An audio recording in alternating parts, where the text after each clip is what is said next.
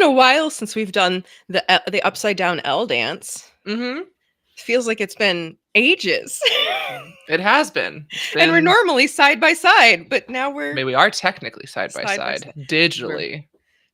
can I Oh, touch you like this? Oh boy. Friends, we're just gonna before we get real live today, we're going to just talk about the technology because it's been a time this morning. I'm on my laptop and my camera's already deciding it's flickering, at least on my end. Is that doing that on your end too? oh yeah. Cool. We're going to try and undo that. So hopefully you'll still hear me as I disappear for a moment. Yep. And then hopefully Oh, come that's right back. fun.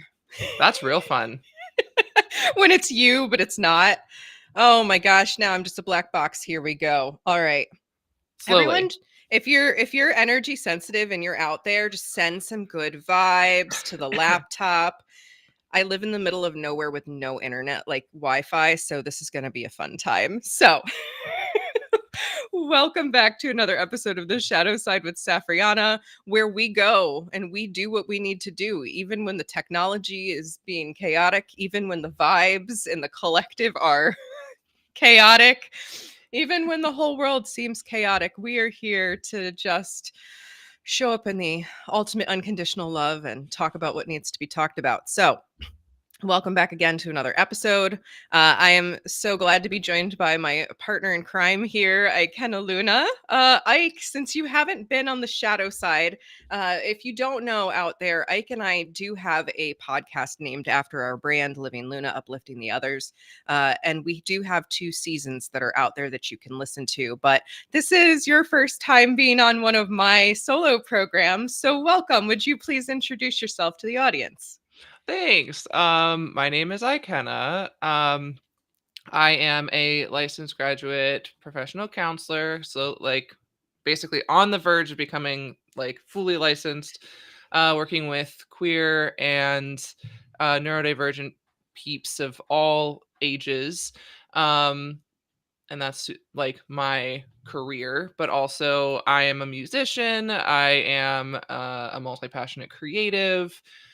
I am just a lifelong learner of so many different things. So like I'm constantly learning about especially creative endeavors. So I'm learning about like video editing and just different art mediums and how to incorporate some of those pieces into my work, and also community building. And um yeah, there's a lot of different stuff that make up me, but we'll stop at that point. And just in case you don't know me, I'm Safrianna Luna, the Queer Spirit Guide. I'm a licensed trauma therapist, and I help visionary leaders and healers get out of their own way so they can heck and slay. That's my favorite slogan I've come up with for what I do. And Love it. like Ikenna, I'm a multi-passionate creative. I'm an author, a poet, nonfiction, fiction. I paint. I do all kinds of creative things. And Ikenna and I founded our Living Luna brand together over 3 years ago now, 4 years ago. I would actually Something have to like that. go back and look at the specific date when Living Luna was branded versus our therapy company. But we've been at it for a while. We're still learning and growing. And, with this program, the evolution of doing podcasting, it was like we had a lot of really good conversations, but a lot of times I felt like we were missing the really important things that needed to be talked about. And so that's why I'm excited for us to talk today about our topic, which is hierarchy and the truth about hierarchy.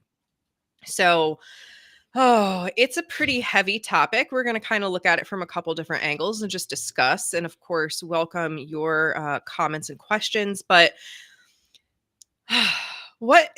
hierarchy at its core, let's just start with what that is, right? Hierarchy at its core is the idea that something is above something else.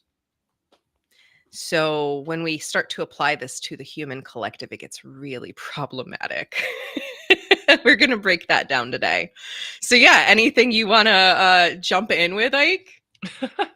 I mean, it's a doozy of a topic because I remember just thinking about like where hierarchy exists, and it's so pervasive. It you Mm-hmm. you can't really look at any area of like uh any aspect of the world that has been that has human like in it, right? Because like there's the nature piece that because I feel like hierarchy is just a human created concept, right? Like we can look at different ways that animals exist in packs and whatnot, and like see who's hierarchical in different ways, but they're hierarchical in ways that we aren't hierarchical. um, like the alpha male in a wolf pack usually stays at the back to make sure that they protect the older, weaker um, parts of the pack. It's like that's really incredible. Like that's like um not what we usually witness in like what is considered the leader. Like, could you imagine Right. if the Oh, leader of our country only focused on sitting back and really taking care of those that are old and weak and falling behind of the pack? That would be incredible. it sure would. There's a lot. I know we're going to get into it today. There's a lot from nature that we can borrow the wisdom from. And I know a lot of people would probably jump in with, like, but the food chain exists and there's a clear hierarchy in the food chain. And that is true.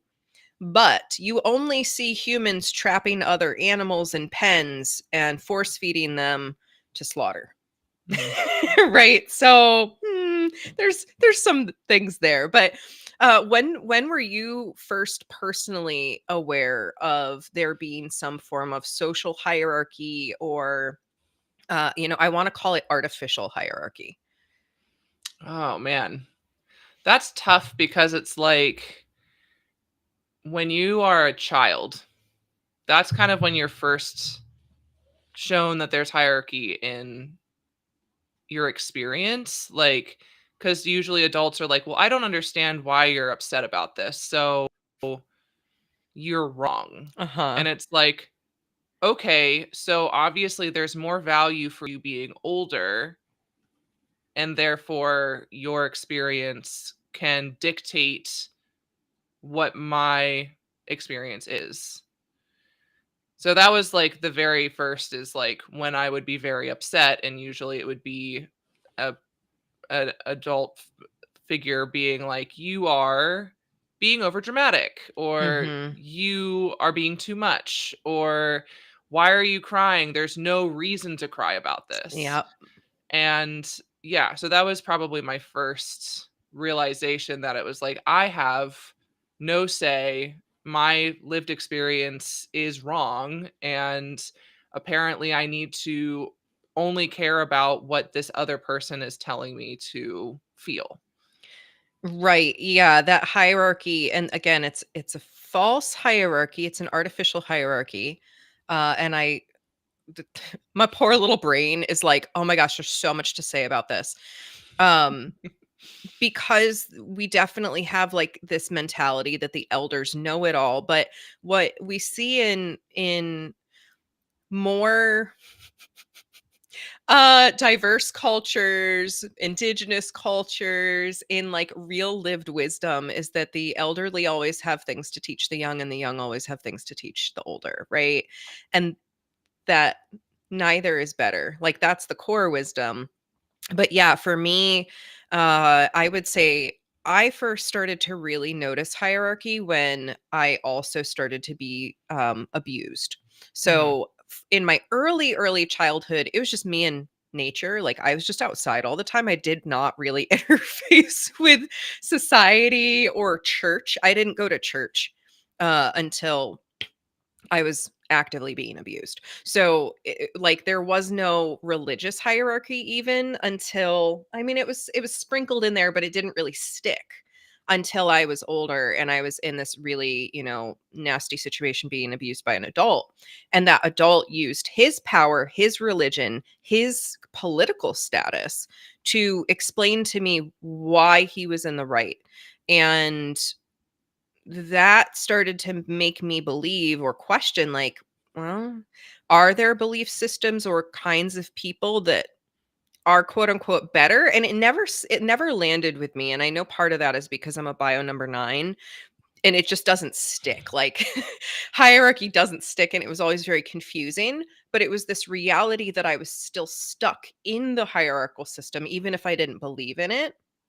And even Mm, if I wanted to be out of it, I was powerless as a child to break out of that.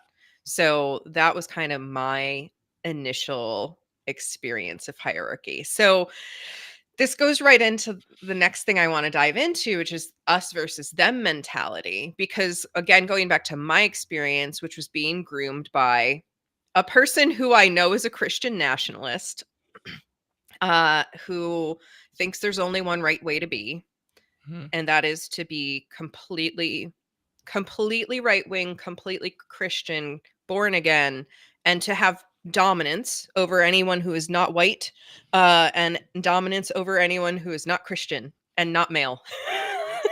And that was I literally was groomed to believe that, and didn't start to question that even until I was 18. And so there was all this woven us versus them narrative in growing up. Like, I constantly heard racist awful shit, and I constantly heard things about other religions. Oh my gosh, being in middle school when 9/11 happened, the absolute awful things said and done towards the Muslim community, the Islamic community, simply for any related association with potentially being the same kind of person, right? Based off of what? And this plays out everywhere, but I just want to start with like how this gets planted in us very early. So mm, you've kind of mentioned like parents, right? Parents will say things. For me, it was an abuser that really groomed me. But I think a lot of it does come from church, school, peers to some extent, if their parents are saying things.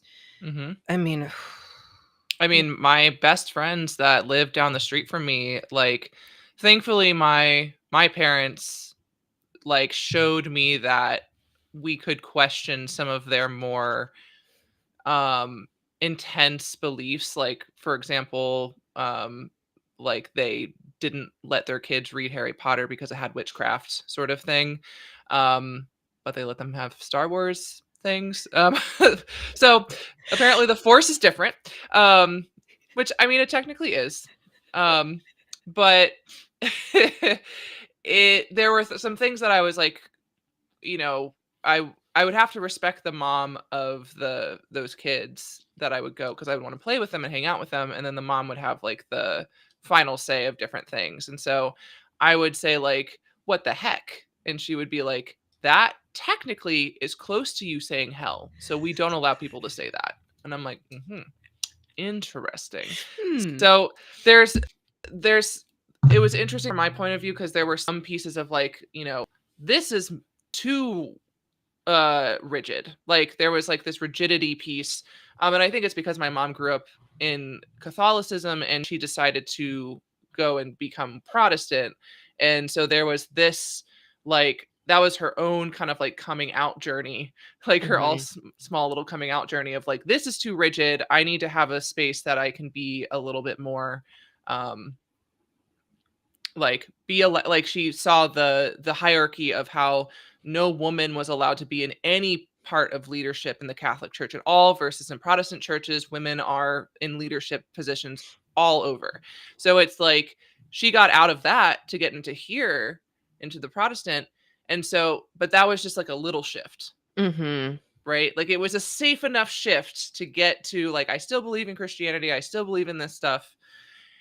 And I'm like, and so then when I was starting to question things of like, they don't allow queer people in some of the Protestant concepts of Christianity, what's going on here? And the United Methodist Church was where I was raised in, and there was this giant like schism of like, some of the United Methodist Church was like, we believe in this equality, and then there's other people that are like, absolutely not, we do not believe in that.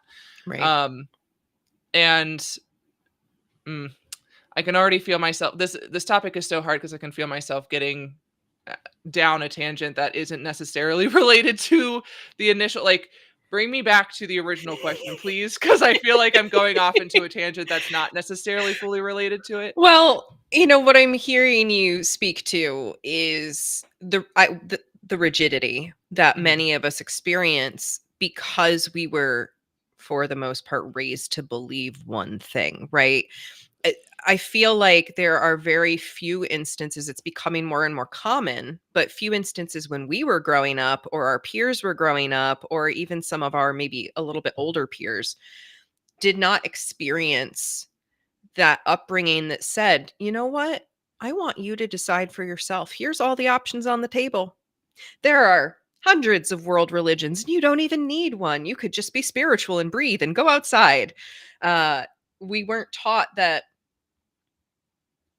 there's all of these different kinds of people and all of these different world cultures. Like, for the most part, we were taught, "Oh, this is just the way it is. And it's this, our family is the norm. And Mhm. everything that's not our family is different."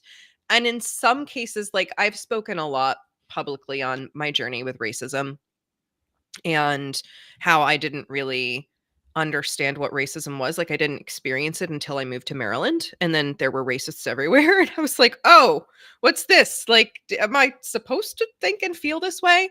So it, Mm. it does get it planted in us when we're exposed to it, but a lot of us are sheltered by our families or sheltered in our school systems. There's not wide education, and I think that that leads to this greater us versus them. And right now, we certainly live in a world where almost everyone I know has had some form of us versus them belief. I mean, I've had to uncouple from that so much to return to that unconditional loving source, because there have absolutely been times where I've been like, yeah, that quote unquote other side, whatever that other side is in this instance, like, they're wrong, they're bad.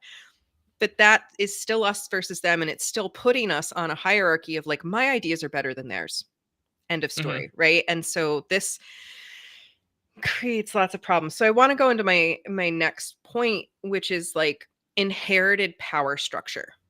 Mm. So, like, you, for example, inherited a power structure by being adopted, Mhm. right? So, like, you got to inherit a different power structure than you would have had in your birth family, which is just Mhm. also an interesting, like, literally the circumstances that you come into with your family determine so much of what you're going to inherit in terms of your power structures. But when we look at these bigger hierarchical power structures, we look at who keeps the money and who controls the power. How often is it within family systems? How often is it like, this millionaire passed on their fortune, or this billionaire passed on their fortune, or this specific family is revered as being the most politically minded because they've had so many people in politics. So clearly, because they have the same last name, they must be the greatest at what they're doing. Like, that Mhm. kind of stuff, that inherited power structure. Any thoughts on that? There's so many, there's so much about the generosity of people, like, who have, it's literally like the parable of, we talked about this the other day, of Jesus looking like witnessing people tithe, essentially, like give to the church, or give to, like, I don't exactly remember where they were giving to, but essentially they were donating. And a rich person or nobility came in and dumped all of this, like, these piles of coins, and flourished of, like, look at how generous I am, I'm giving all of this to the people and I don't have to. And there was an older lady that came in with, like, one little coin, and, like, dropped it into the the pin, and they were like, and Jesus was like, that person gave all of herself to this. Like, yes, like, generosity in terms of it, like, that's where the power comes in. It's like, The difference between someone with $1 billion giving $1 million and somebody with $100,000 giving $1,000 is a massive difference. yeah.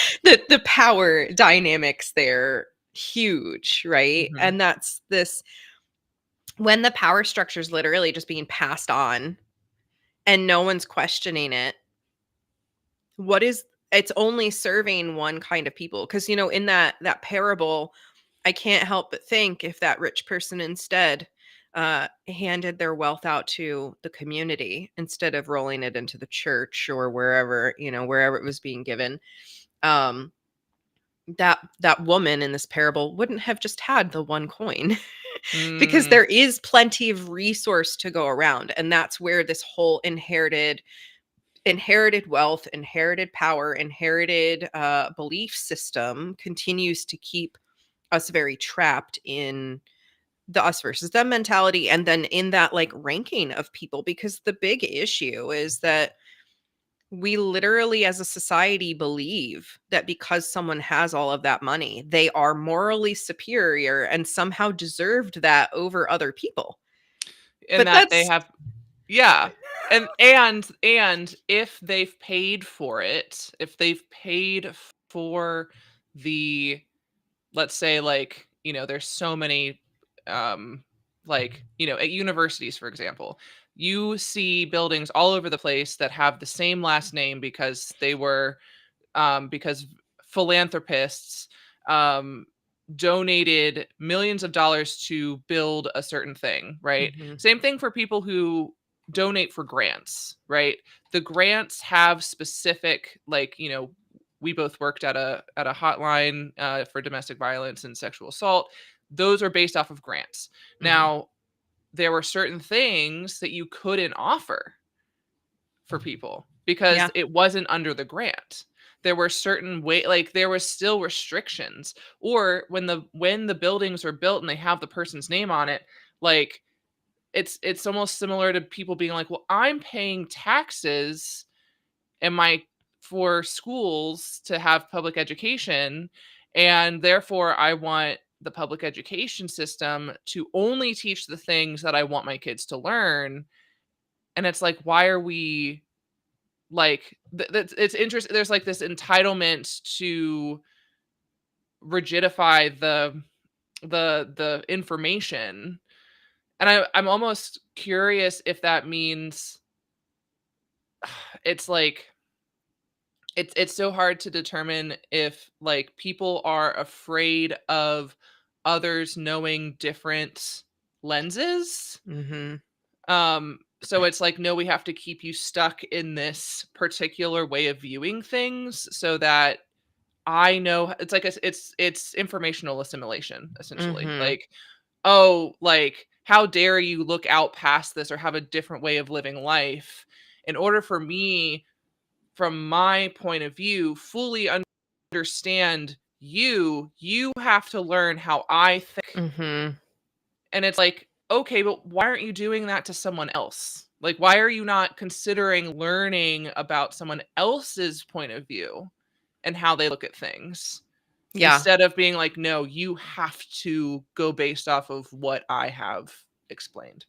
Yes, So, and it's that rigidity I'm actually writing about a little bit in my A Woman's Work bonus essay, because I was having a great conversation with Dr. Bird the other day, and that rigidity is the core of it. And Red said in the chat, ancient societal hierarchies ingrained into our world keep us divided and under others. And that's totally true. Like, I could go on a vent right now. I'm not going to for the purpose of this podcast. People, if you want to hear this, tell me and I will do another episode on it. But there's so much Atlantean stuff that's playing out right now when it comes to the hierarchy. But ultimately, even here on Earth, there's been so much hierarchy passed down, and it really started with agriculture and farming and certain people taking over those roles and other people profiting off of that. And So much of that that we're not going to get into because I am not the history buff here, but I think it's important to like do research on and whatnot. And yes, money equals power. And Red brought up a really good point, that, this is a, in many states. She's speaking to Montana, but the Supreme Court pretty much has ruled that money equals policy. And there are many cases where uh, it's totally legal for corporations to fund political endeavors because corporations are considered people, which just wrap your head around that, right? They're not. But people have passed their power off into the name of corporations so that they can get away with literal murder in some cases. So there's so many issues here, and I want to dive right towards nature because this is one of the things that human supremacy is an entire myth, right? Mama Gaia, as I call the planet, has been here way longer than humans have, way longer. And so many other beings and entities have existed way longer than humans. But because we have big brains and we've got thumbs and we've learned to walk and talk and do things, we think we're better than others. But the ecosystem actually shows us so much about how diversity and community and mutual aid rather than domination is what keeps health going and prosperity for all.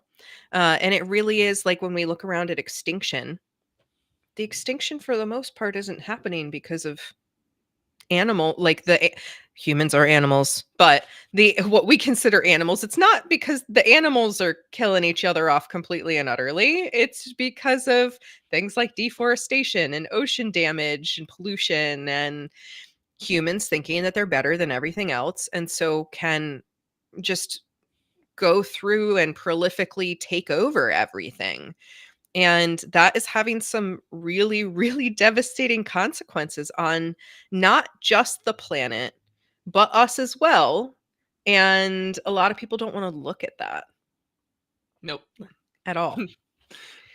Yeah, I mean it's like the ignorance is bliss sort of thing. Like, I mean that concept in and of itself is like what I was getting to, of like we try to be like, well, this is the information that I know, and if I learn anything else, I will be overwhelmed or questioning my beliefs, or like, We could literally go down the bio numbers, right? Like one bio number one might experience shame in changing their mind, right? Like, oh my gosh, how didn't I know this before?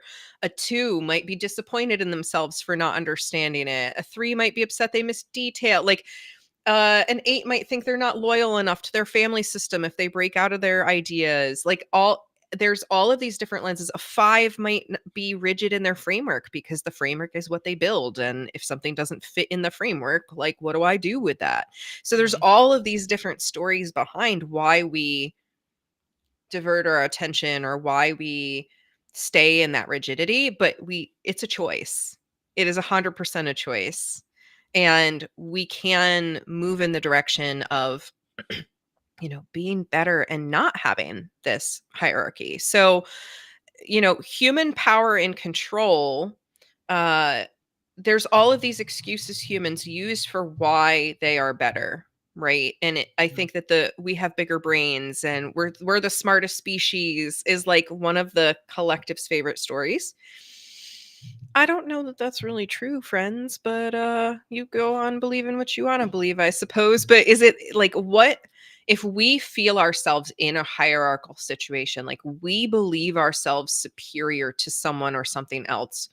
Why? What is the story that we're telling? Is it our intelligence? Is it our age? Is it an ability that we have? Is it um somewhere in our privileged status, right? I like to talk a lot about intersectional feminism, black feminism, and the privilege line. Is it because we're above the privilege line somewhere that we think we're better than others? Like these are the things we really have to question and get curious about because when we actually get into the answers, they fall apart. Mm, yeah, and I mean there's so much like we want to be good at the end of the day. Like whenever we use fear mongering or shame tactics to ruffle feathers on the other side, so to speak, um, it really hits the wounds of people being like, I'm trying my best here. Like I have the I with the information that I am working with, I am trying to be the best I can be with this, and it's overwhelming to know that there's other information that that goes against a belief system that I have been cultivating for decades. Um, because it's almost like, especially with there's like this interesting paradigm shift I'm seeing with relationships. Because there's this huge piece of like we were raised in families, well, at least this is how I was raised, was like the concept of like both sets of um grandparents never divorced. Mm-hmm. Never. Like, and I know that divorce exists in different family systems, of course, in different ages, but what that taught me was success equals a marriage that lasts the whole time. Like, from the first person that you meet and have sex with, and you have been married to them until you die, that is the point of a relationship. Like, there was just so much belief there, and I'm seeing a lot more in relationships now. Yeah, you see how it Yeah, relates to different things. I. Yeah, uh, um, but what happens the with that mindset is we aren't able to, like, there becomes like these just standard beliefs, like, if I am in this relationship forever, I am good. If I am not in this relationship forever, I am bad. Like there's just kind of this, like, hierarchy places good, bad characteristics on people. Um, Mm-hmm. and I think that's like one of the biggest things of like better, worse, good, bad. Like that's what happens a lot in terms of our internal, like in terms of internal family systems.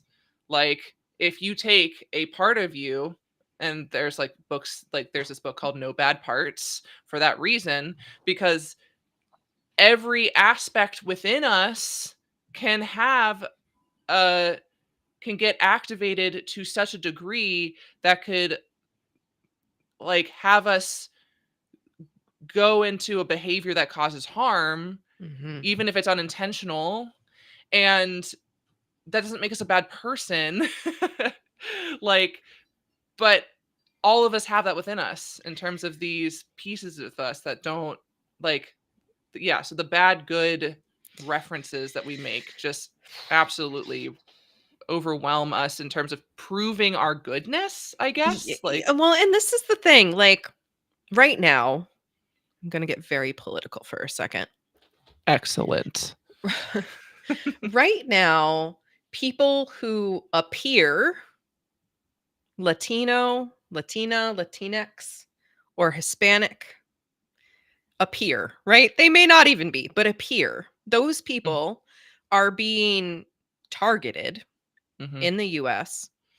Um, because why? Right? And these are assumptive hierarchies. This person doesn't look like me. I am the better person. End of story. And that is this really weird freaking place to be in collectively right now.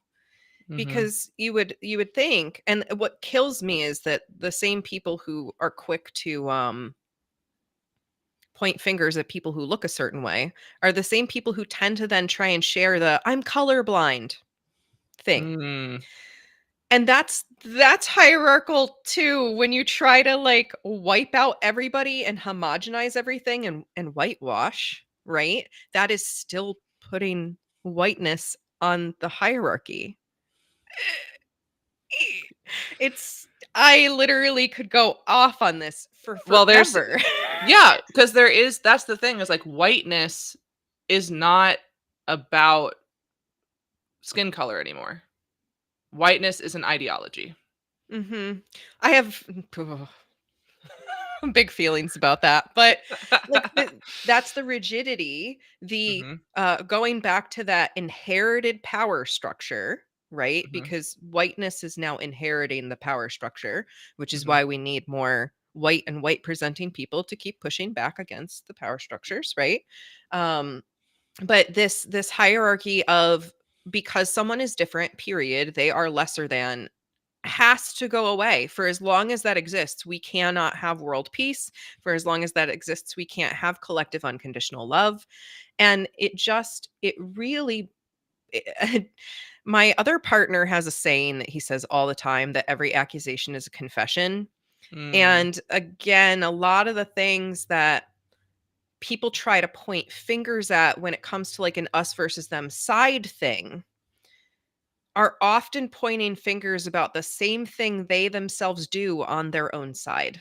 It's usually confession, right? And that's why I've been very vocal that I'm very disappointed in all of our political parties and the whole yep, damn system as it's been built, because it's been built to simply create an us versus them on either mhm, side, so that we will continue to fight each other and not find our common ground. But yeah. we all bleed red. We do. No, I'm a That was reptile. I only bleed blue. No, I'm just kidding. that was the story I heard from someone the other day, was that their racist father literally told them that black people bled a different color and that they weren't human when they were a Oof. kid, and they believed it until they were playing sports with someone, and another kid who was black skinned their knee like during the sports practice, and like they ran over to look. Because they were like, oh my gosh, it's my opportunity to see the green blood. They were a kid, right? But it was this like, we believe until we question things. Mm, So if you're a person, I don't know how many people watch our program that would believe this at this stage, but if you do believe someone is lesser than based on their skin color, their religion, their gender identity, their sexual orientation, you have probably been programmed to believe that. Because is that really true when you look at it? When you actually sit down with other real people and have conversations, are they that different from you? And we find over and over and over again that it's not. well, it also causes us to be really hard on ourselves when we see aspects of ourselves reflected in some people. So, like, whenever someone's really hard on themselves, being like, "Oh, I'm so stupid. I should have known that," right? Or like, I can't believe I did that thing, and only this type of person would do that. And it's like, oh, okay, so we're already seeing how you consider people who do that, and where you place your, like, you're like, I can't be considered a part of that because Hmm. then I would be less than. And it's like, oh my gosh, if we're constantly battling the idea of being, you know, like, trying not to be less than, it just becomes like, we're not a when we're in constant fear that we're going to be considered less than, then there is no room for curiosity or Hmm. play or joy, because we're just in fear and anxiety of trying to constantly show up in the hierarchical way that we think is good. Right. And like, it just it's so heavy. It's so Yeah. heavy to look at the collective and see that that's the struggle. And all everything stems back to trauma, right? Yeah. And I think that a huge reason, I'm going to go back to the politics. Mhm. The huge reason that many people will ostracize another, try to diminish another, try to tear them down, make them illegal, whatever excuse they're using, is often rooted in a fear that if this other has rights, that means I'm going to lose mine. If Mhm. they have success, happiness, health, money, whatever, I won't have that because it's finite. But that's not the case. Well, there's also this fear, like, there's fear of this unknown person. Who's So gonna take it? they're going to take all, like, if I give them an inch, they're going to take a mile, right? And it's like Mhm. and I think that's what causes there to be these like radical concepts of like the fears of, especially about like trans people, of like, this is their agenda, they're wanting your kids to be trans. It's like, no, if your child is not trans, I do not want them to be trans. I want them to be whoever they want to be. That's the thing. If they end up realizing that they're trans, I don't agree in people not allowing their kid to explore those, like, people to explore those concepts and expressions. Um and I also totally believe that you need to spend time before you consider major surgery. Like, Mhm. and so it's like, I agree, but there's so many things that people place on the and also, like, I'm like, we all just want healthcare. Like, We all all of just us want just want healthcare. healthcare. Well, Why are and you this so is focused on trans people when all of us just want healthcare? this is a very important part about hierarchy too, because I know that there was this narrative that is 1 trillion% false that President Trump shared, that kids were showing up to school and getting trans surgeries and coming home. That has never once in the history of history happened. Nope. Never once. But because he has hierarchical power, because he has money, he's inherited this power, people will believe him He's the political blindly, messiah. Yeah. blindly. And Yeah. that is how hierarchy continues. So I think this is a very important part because people, there is a reason for hierarchy. I want to talk about what the purpose of hierarchy is and how it can be healthy, because we do need hierarchy sometimes. Mhm. So, for example, having a president who sits as a president and has a normal level of hierarchy as a president is functional, because it's supposed to function in the branches of the government to, make sure power is distributed and all of that, and there's checks and balances, a lot of which are going away right now. Please go educate yourself. But normally that would be great to have a hierarchy. This is the person you go to when you need to talk about this thing. And then that person would go to this person or this group to share that information, right? Like a hierarchy of flow. So thinking about workplaces, there can be a function to having your floor workers who are doing the whatever the base job to run the company is, whether that's selling products or making calls or doing data entry, whatever it might be. And then you have a few people who are supposed to oversee those groups and make sure everybody has what they need, can function in their role happily and be healthy. And that's what it's supposed to be. And then you have, your C suite who are managing the big picture. They're not doing the day to day work, but they're managing the big picture. That is functional hierarchy, right? But when the people leave the building, the CEO should not be considered better than, morally superior to, or greater than that floor worker, whatever that, tier of the work looks like. The people are not hierarchically different. The people Mhm. don't have any different value. But that's where it's like it functions when we let it function as just a part of a role, a part of a job, a part of making sure you know who to go to in a given situation. But again, once you're outside of those roles, you leave the building, you're not doing your job anymore. That hierarchy shouldn't exist. And it shouldn't be played out in a I'm better than you or superior to you kind of way in a workplace either. Yeah, and I mean, that's the thing, is like the grunt work, or like, these people deserve minimum wage because it doesn't take any effort or whatever. Except that it takes all It's the effort. all the effort, right?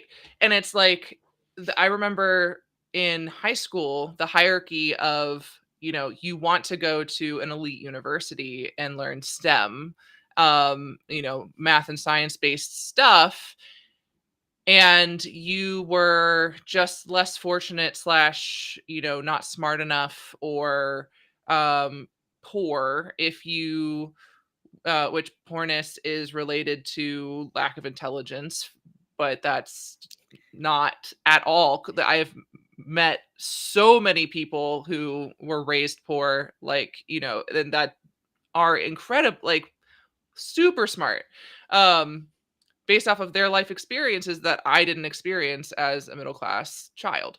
When, but like technical schools, right? Technical schools for the less fortunate people who, but also it's like if the thing my me figuring out how to live my life in my house, for example, who am I going to call to help me figure out like how a house works, how a car works, like, and of course there's that like hierarchy of like women don't know shit about their cars, so then men, will who are in charge of car things will be like, there's all this stuff wrong and we're going to overcharge you for whatever. But Right. it's like there's so many pieces, like again, that's where just hierarchy just continues to filter its way through different things. And it's like, oh, it'd be so nice if just everyone made the same thing, like so we could just barter our shit around. I mean, this is the thing, like, I've adopted a practice of exchange with a lot of people who offer different things than I offer because I'm like, yeah, I notice I'm charging more money than you Mhm. for an hour of my time. But I don't believe that your hour of time is less valuable than my hour of time. Like, that's Mm. my reality, right? So even though I charge a premium price for my one-on-one services now, and if people want them, they can come find me. When it comes to like me working with people, I don't consider my hour any less or more valuable than theirs. And that's not a thing that most people would agree on. But we all have our own gifts. We all have our own blueprint that is completely unique and sacred to us. We all have a role that only we can fill in the collective. And when we reduce people down to the color of their skin or who they love or whether they were born rich or poor, we are completely losing the entire picture. And so Mhm. as we move towards the end of our time, I just want to kind of get into better ways. And so if you have not gotten the memo of the purpose of this episode yet, put it in very black and white. The truth about hierarchy is that it is some made up stuff. And any hierarchy other than that functional hierarchy, or of course, we can talk about the food chain, sure, right? That is a hierarchy of ways. But when the planet functions and the animals do what they're going to do, it all works out. So it's our supremacy, our belief as humans that we are supreme over everyone else, and that there are some humans that are somehow supreme over everyone else. That is literally destroying us. So just because someone is different does not mean they are less. But how do we begin to move towards liberation? How do we start to break free from this? So you've talked a lot about curiosity, and like you are one of the most brilliant people I have ever met when it comes to making space for someone with a completely different worldview and just getting curious. So, can you speak to what that's like? Because that is a step towards liberation. That's a step towards going, like, oh, they're different than me, but I'm not going to treat them poorly because of that. Like, I'm going to get curious. So, I'd love to hear more Mm. about that. Yeah, I mean, you have to be aware of like your own like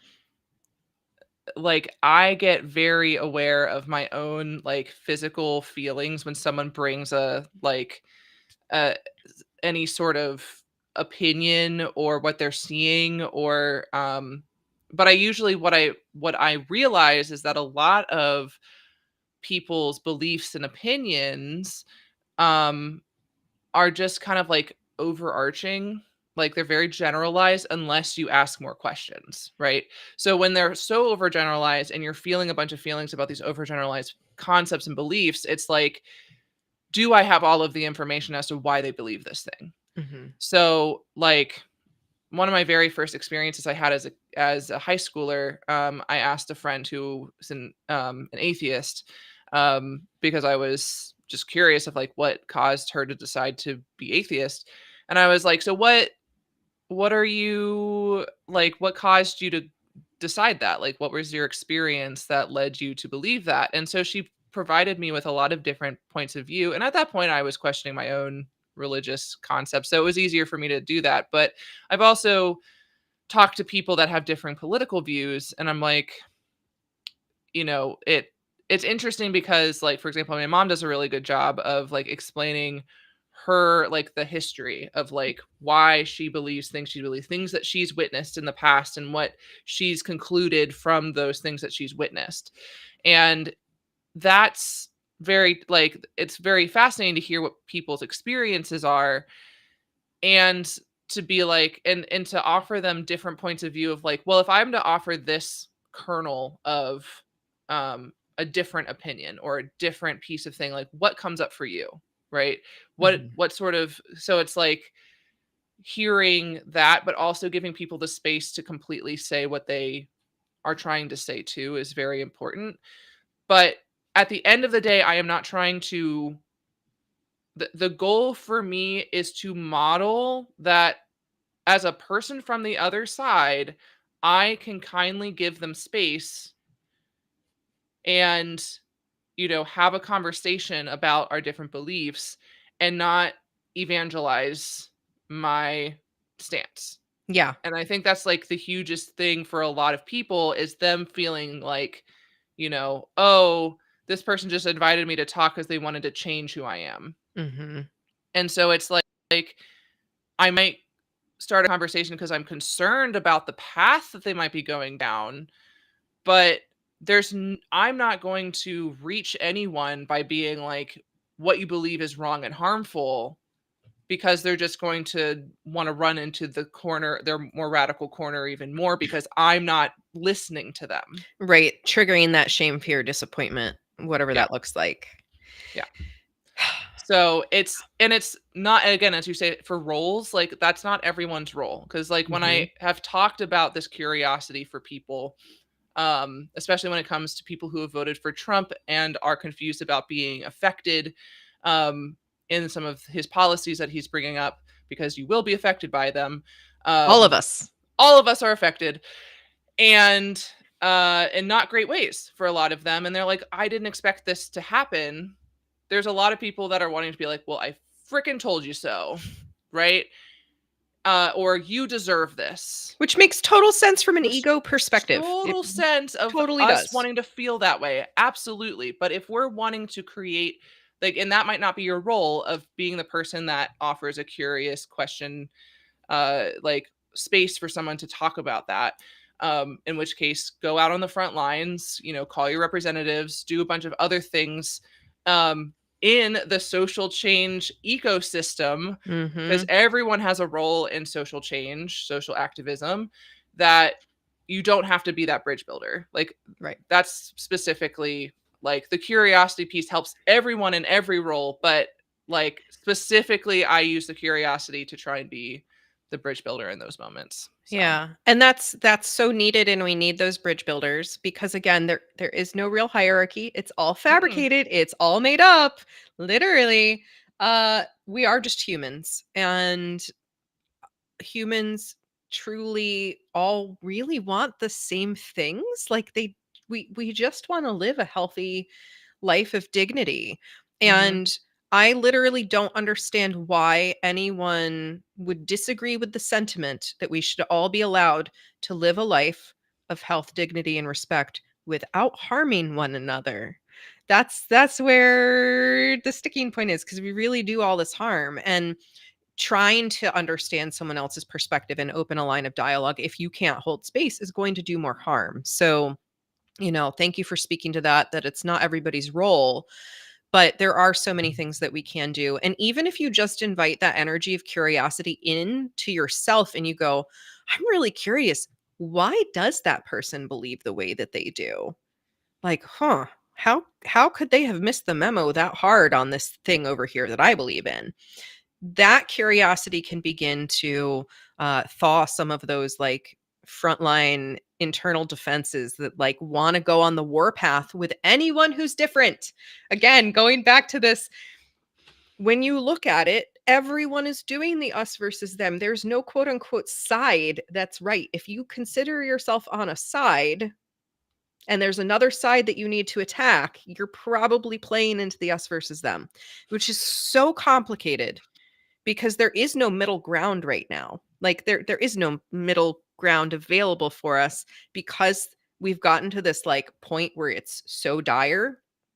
Like between genocide, between just mass levels of domestic and sexual violence, with everything that happens with racist ideals, everything that happens with homophobic and transphobic ideas. Like, there's no room at this point for like a middle ground because like lots of people are being harmed. But the only side we should be on is the side of the collective, the whole planet, all humans, all animals, unconditional love for everyone. And as long as we continue to rank things based on hierarchy and think that any one person is more or less deserving of love, we're going to continue to see these problems. So That reminds me of what radicalized me was Dr. Seuss's The Sneetches.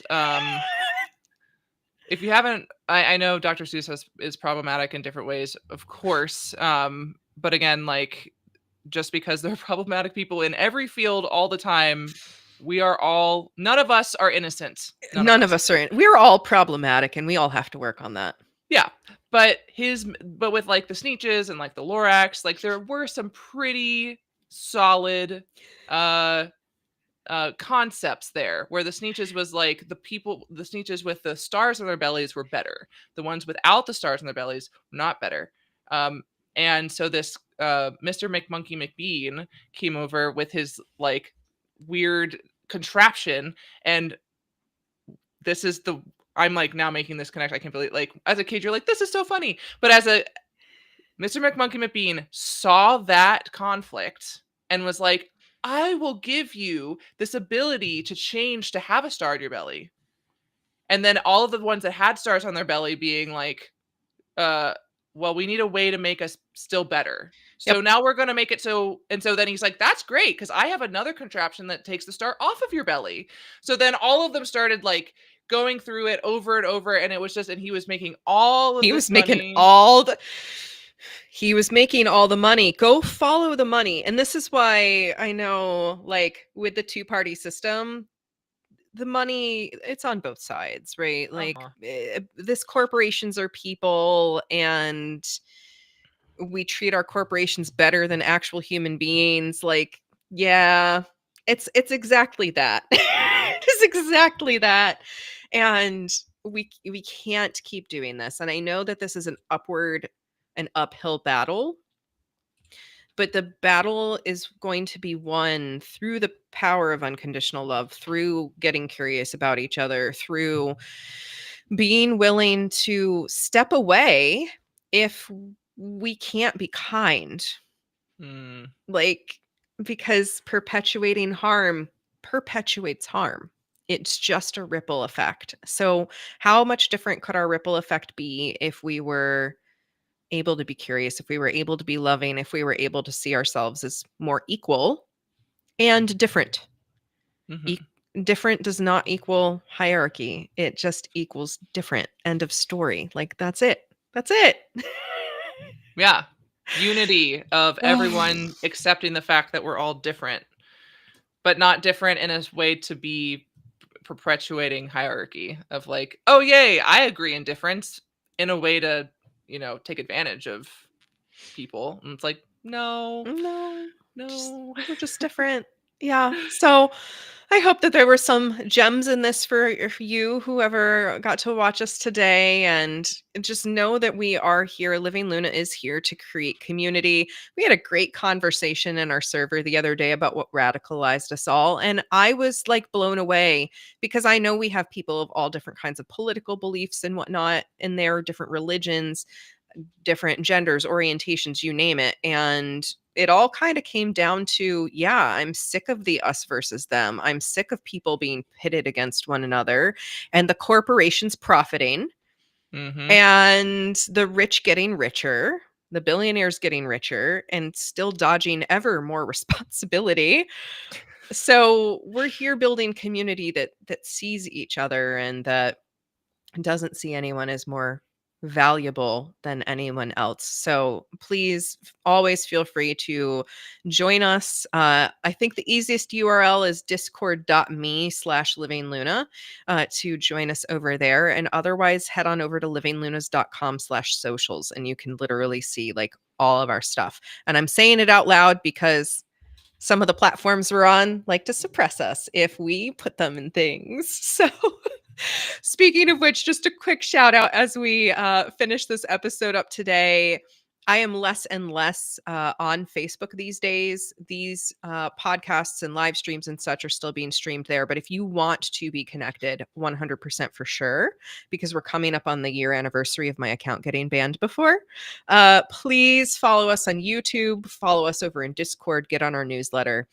We would love to see you, support you, cheer you on, and just be in community with you because that's the answer to all of this BS. Is to build community. So thank you so much, Ike, for joining me today and having this conversation with me. I hope it was as enjoyable for you as it was for me. Always, always. All right. Well, until next time, my friends, we love you. We see you. We believe in you.